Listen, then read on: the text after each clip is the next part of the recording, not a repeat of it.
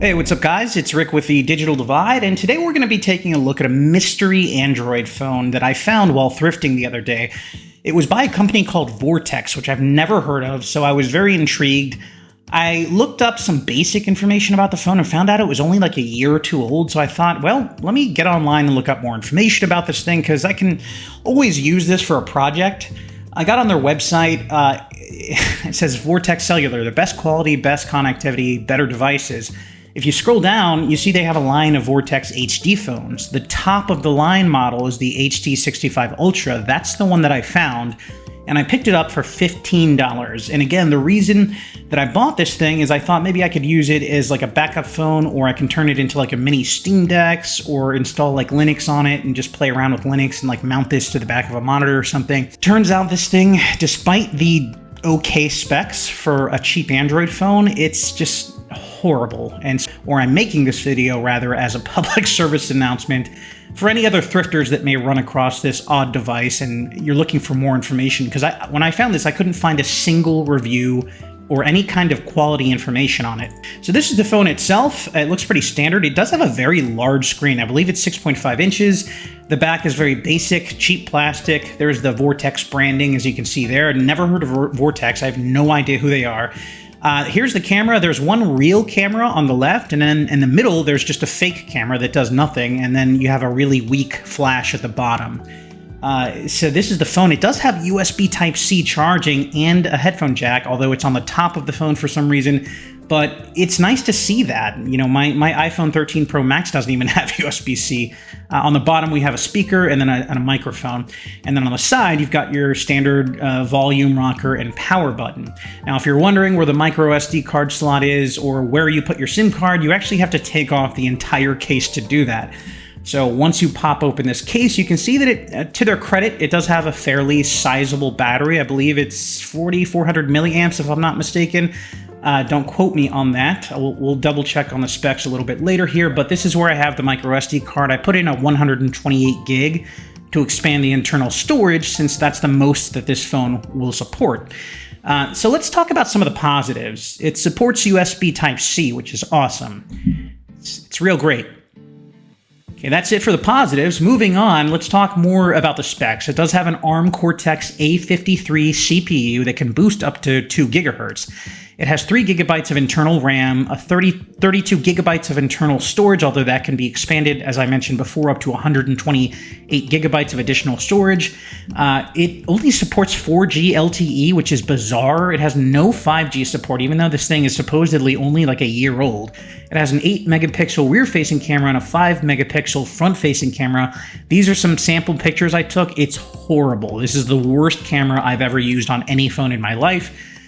This is some of the video quality I took. Both the pictures and the video on this thing can only be taken in a 4:3 aspect ratio, which is insane. You can't select widescreen, you can't change the resolution. There are no options that you can change whatsoever for the camera or the video. This is what you get, for better or for worse. So what about the general usability of the device? Well, as you can see here, the phone is relatively responsive just navigating the menus, but this thing, I'm not joking, it takes a solid 10 minutes for this thing just to boot into the operating system. And then once it boots in, it's completely unusable for about 15 to 20 minutes. After about 15 minutes or so, once everything loads, then this is what you can expect. It's reasonably fine for navigating the UI.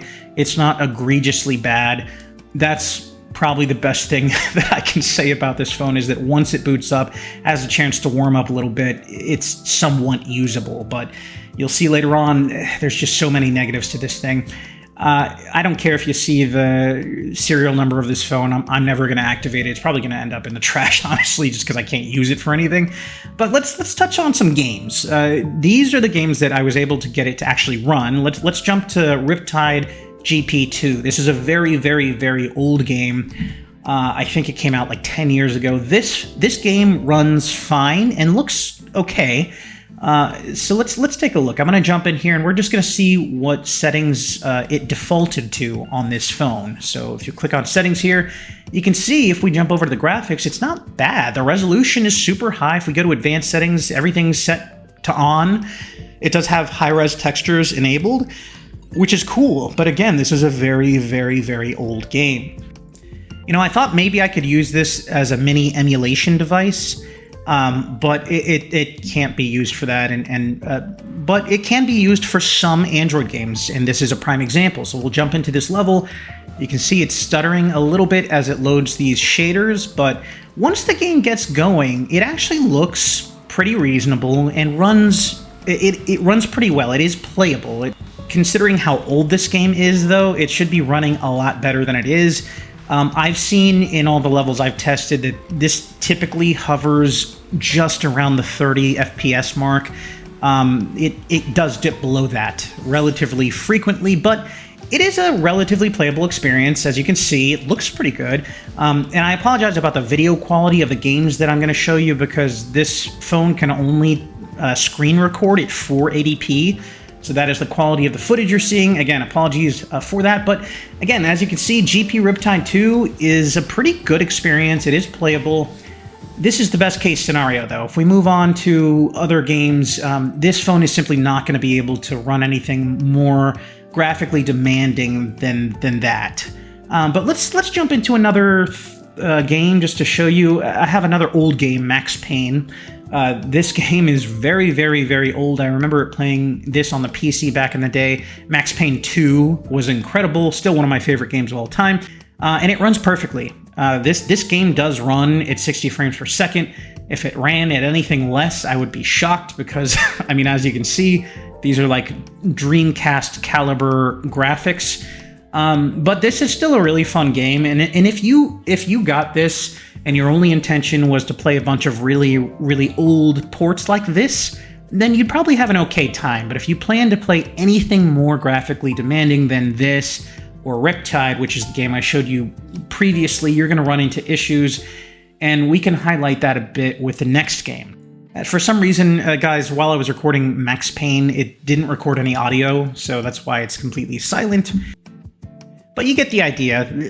Old games like this will run reasonably well on this phone. So if you're playing games from 2010, 2015 even, you might be okay.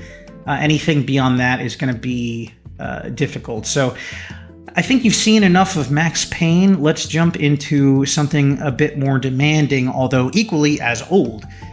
So I'm going to go ahead and jump out of here real quick.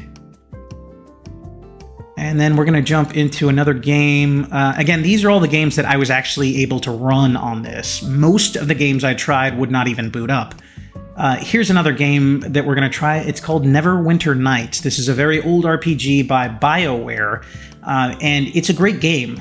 But again, this is an incredibly old game, and you can see when I boot it up here, this game really struggles. It's a slideshow. I'm going to skip through all the cinematics.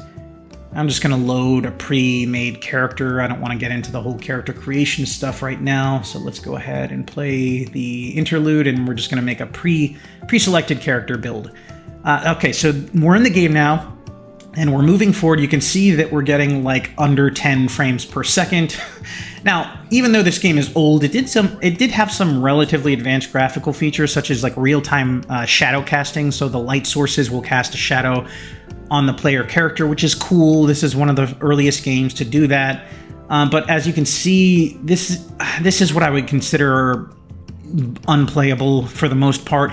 I mean, this isn't like a fast Twitch-paced game like Call of Duty where you need instant response, but it's still pretty bad. I mean, this is a point-and-click RPG, so I guess you could play it like this, and it would be technically fine, but I mean, you're getting like 10 frames a second, maybe less. Now, you can always crank all the visuals down. I'm just leaving this on whatever it defaulted to for all of these games, but you get an idea. I mean, Neverwinter Nights, that's about the cap of what this phone can handle. What about YouTube? Something as simple as watching a video. Well, you're about to see that even YouTube... Oh, what is this? Okay, some ads on here that are a little scandalous. All right, so I'm going to play a random YouTube video, and you will see how bad it is. And guys, when you're watching this, keep in mind this is at 720p.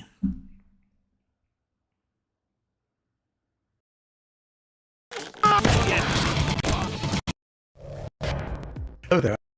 I want to ask you if special voice DLS as digital we have on the place to well, We was an event that was set up at a number of outlets, right? Yeah, that's correct. Basically, there was a Sony hands-on event in San Francisco that I attended last Thursday, where I got to play PS5 Pro across 11 different games. Flow back Friday, very quick was up with like a bunch of kiosks, and in some cases they had the old PS5 version of Harrison. It was like a very similar setup to the Scene preview I think we saw last week, but more variety. All right, so as you could see, it struggles to even play YouTube videos. I tried 720p, then I bumped it up to 1080, and then I put it back down to 720. I gave it time to buffer. I tried multiple videos, and if you start a video, it will, like, all the audio is messed up on this one. That doesn't normally happen. Normally it will play the video at least, but it skips all kinds of frames. It's really bad. Why did I buy this steaming pile of poop? Well, again, I thought I could use it as a project. I'm a big tech nerd, so whenever I find a gadget that is relatively new, my brain just goes to, oh, you can turn this into something cool. Originally, I was going to try to make a custom 3D printed enclosure and attach the phone to the back of this portable monitor that I've had for a long time. It connects through USB Type-C, which this phone supports. So originally I was going to make like a 3D printed enclosure and then just permanently attach it to the back of this.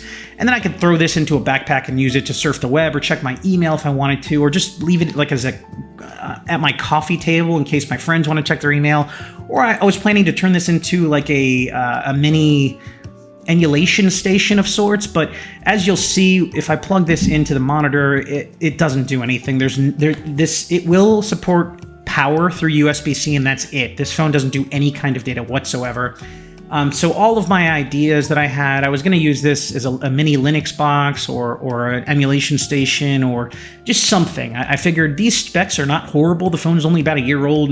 You know, it's usable for something.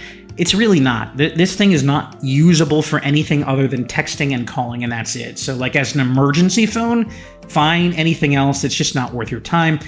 I really didn't even want to make this video, guys, but I just made this as a public service announcement. If you're a thrifter like me and you're walking around and you come across this Vortex mystery phone and you're like, what is this? Hopefully you found this video and you did some Googling and you realized it's not worth buying at really any price. As always, thanks for watching.